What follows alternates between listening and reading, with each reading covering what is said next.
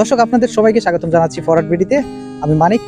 আর দর্শক এই মুহূর্তে রয়েছি সিরাজগঞ্জ ইকোনমিক জোনে এবং আমার পিছনেই দেখতে পাচ্ছেন দর্শক, এটা হচ্ছে সিরাজগঞ্জ পাওয়ার স্টেশন অর্থাৎ সিরাজগঞ্জ বিদ্যুৎ কেন্দ্র।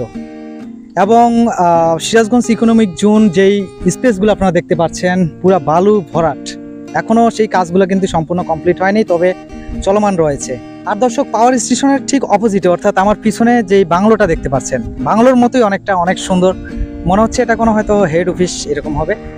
এবং পিছনে যেই কর্মযোগ্যগুলো দেখতে পাচ্ছেন, এটা যদি সম্পূর্ণ হয় এই ইকোনমিক জোন বলা চলে বাংলাদেশের অর্থনীতিতে বিশেষ একটা ভূমিকা রাখবে।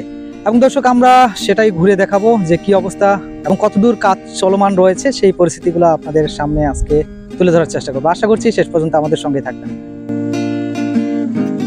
এটি হচ্ছে সিরাজগঞ্জ পাওয়ার স্টেশন। ঢাকা থেকে যখন উত্তরবঙ্গের দিকে আসবেন অর্থাৎ যমুনা সেতু থেকে বাম পাশে ঠিক নদীর পাড়ে যে দৃশ্যটা দেখা যায়, এটাই হচ্ছে সেই সিরাজগঞ্জ পাওয়ার স্টেশন। এটি বাংলাদেশ বিদ্যুৎ উন্নয়ন বোর্ডের একটি প্রতিষ্ঠান। এটা যেহেতু ইকোনমিক জোনের পাশে অবস্থিত, তাই এটাই আগে পরিচয় করিয়ে দিলাম। এবার আসা যাক সিরাজগঞ্জ ইকোনমিক জোন এর কথায়। সিরাজগঞ্জ ইকোনমিক জোন উত্তরবঙ্গের প্রবেশদ্বার যমুনা সেতুর পশ্চিম পাড়ে সিরাজগঞ্জের যমুনা নদীর পাড়ে 1041 একর অর্থাৎ 4.22 বর্গ কিলোমিটার এলাকা জুড়ে নির্মাণ হচ্ছে দেশের সবচেয়ে বড় বেসরকারি অর্থনৈতিক অঞ্চল সিরাজগঞ্জ ইকোনমিক জোন। এটি সিরাজগঞ্জ শহর থেকে 12 কিলোমিটার দক্ষিণে সয়দাবাদ ইউনিয়ন ও বেলকুচি উপজেলায় অবস্থিত। এটি দেশের প্রথম গ্রিন ইকোনমিক জোন হতে যাচ্ছে।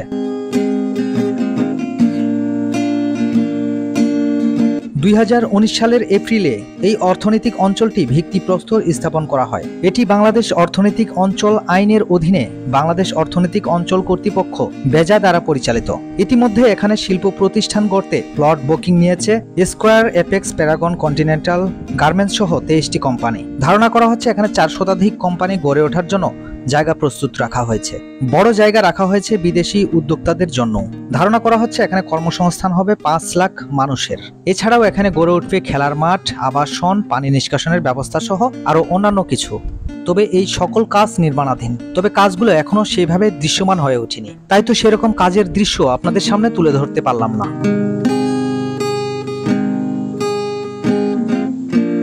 ইকোনমিক জোনের এই পাশটা দিয়ে বয়ে চলেছে ব্রহ্মপুত্র নদী। আমরা সেই নদীর কাছাকাছি এখন যাচ্ছি।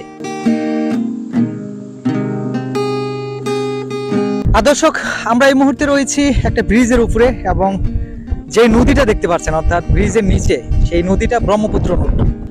এবং দর্শক আমার পিছনে যেই সিরাজগঞ্জ পাওয়ার স্টেশন দেখতে পাচ্ছেন, পাওয়ার স্টেশনের পাশেই অর্থাৎ আরো একটু দূরে, হয়তো ক্যামেরায় ঠিকভাবে দেখা যাচ্ছে না বা বোঝা যাচ্ছে না, সেটাই হচ্ছে যমুনা সেতু অর্থাৎ বহুমুখী সেতু।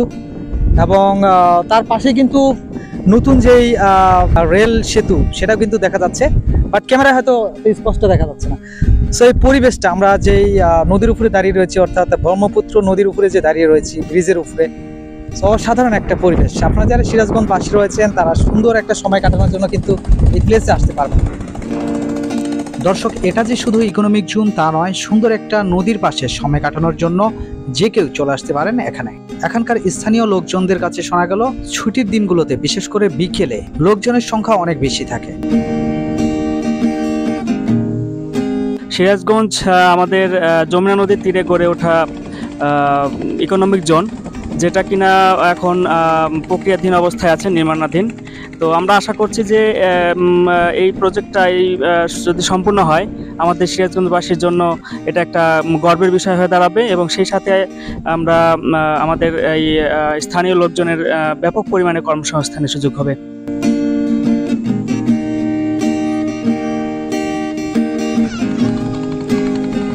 দর্শক সিরাজগঞ্জের এই ইকোনমিক জোনে যেভাবে আসবেন, এখানে আসা একেবারেই সহজ।